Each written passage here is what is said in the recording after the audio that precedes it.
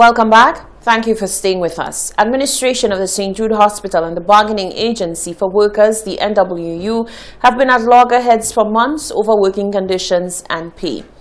2 weeks ago, the union met with executives of the hospital and health officials following a sick-out. The union expressed that progress was being made with the requests of workers. On Tuesday, the hospital put the terms in writing, noting that workers will receive a lump sum that was owed to them in back pay as well as allowances. All of these will be granted no later than the 24th of June. The Deputy President General of the National Workers Union, Solis Myers, says it is a relief that workers at the hospital will be receiving what has been owed to them for far too long. We had agreements that the $1,800 lump sum would be paid by the end of the month, along with the uniform allowance. So that was confirmed in writing today from St. Jude Hospital. The union is very happy and very pleased with the outcome, especially in terms of the payment. The workers, as everybody knows, they've been through a lot down there and they really deserve the payments coming to them this month. So we're very happy. We have already expressed our confirmation of receipt, and we're hopeful that everything else will proceed smoothly from there. For its part, the hospital has assured staff represented by the NWU that payments have been processed and will reach them in a timely manner. Calls are being made for funding to be given to help cruise workers get back to work. An agency responsible for helping these workers get on the ships says that not enough is being done to accommodate these workers given the inconveniences brought on by the COVID-19 pandemic. While cruise workers have been returning to the cruise ships since April of 2021, workers within the Caribbean region are having difficulty in getting back to base. Sales and Marketing Manager at Mampa Agency, Jackie Ravenel, says that financial constraints are a hindrance to allowing workers to return sooner. We have quite a lot of people to get back on board. The situation remains is that their jobs are there, the ship wants them to come back, but people have been out of work for the most, about a year plus, and they're not able to afford to pay for the medicals. We see that quite a lot, so what we've done as an agency, we've reached out to the cruise lines, and yes, of course, and they came back and said, Jackie, what we will do for you is that we will get the labs and the doctors will be able to pay for that for some of the crew members who's not able to afford it.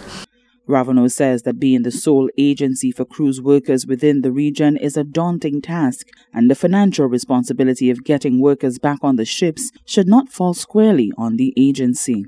I have people going back virtually every day. Now, because of this COVID, there's lots of different tests that has got to be done. And for us as an agency, it's very frustrating. I can tell you, it is really frustrating for us because the people in my office, myself, we work 24 hours. It's not like, you work 9 to 5 and you don't work weekends. We work virtually 24 hours. We work 3 o'clock in the morning, we work 4 o'clock in the morning, we work midnight. This does not stop. The reason it does not stop is because the things in country that we need to get, especially the COVID test, the PCR test, which is most important for somebody to actually go on board the ship and for us to put into a portal so that the crew member could actually get the ticket, get the job letter. This does not happen, the reason being on a timely basis. Further, she says that with a crew who primarily flies to Europe to board the vessels, the timing for the PCR test is unrealistic. If I have somebody flying to the United Kingdom on Monday, they're flying on Monday, that means they get to the United Kingdom on Tuesday, and they board the ship on Wednesday. So, for them to do a COVID test, they're going to have to do it on Friday or Saturday, and even though they do it on Saturday, we won't get the results until Monday. Now, this is no good for the agency, and this is also not good for the crew member. The reason being is because you're flying to Europe on Monday, you're going to get to Europe on Tuesday. So if you do your COVID test on Saturday,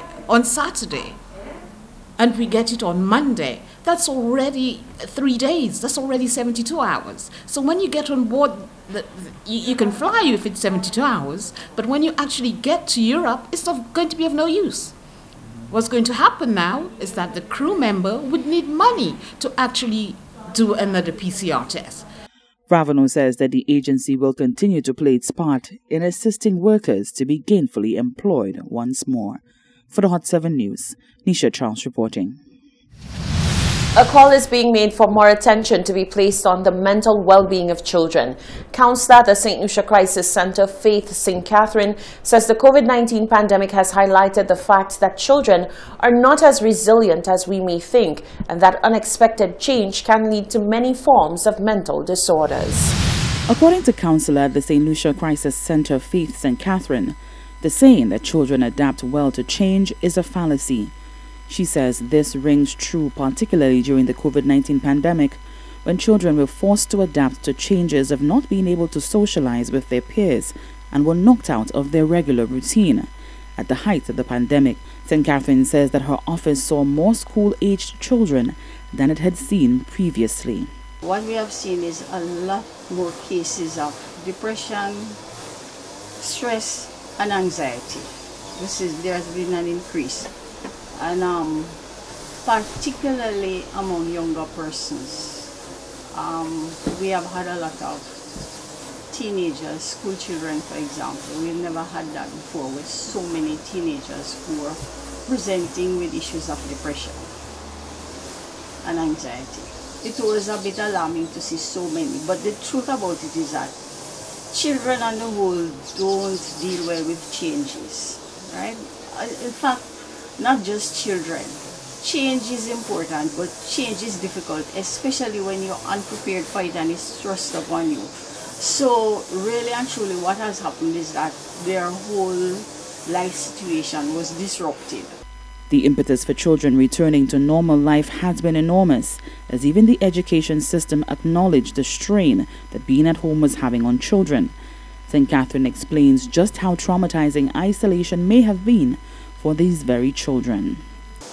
When you are in a stressful situation and you can meet with friends and talk and there's outlets. So I think this is what has happened. There was no change from routine.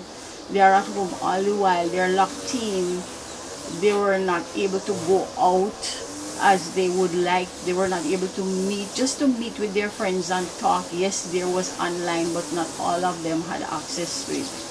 And especially going out, it's difficult for a teen when you have to be confined.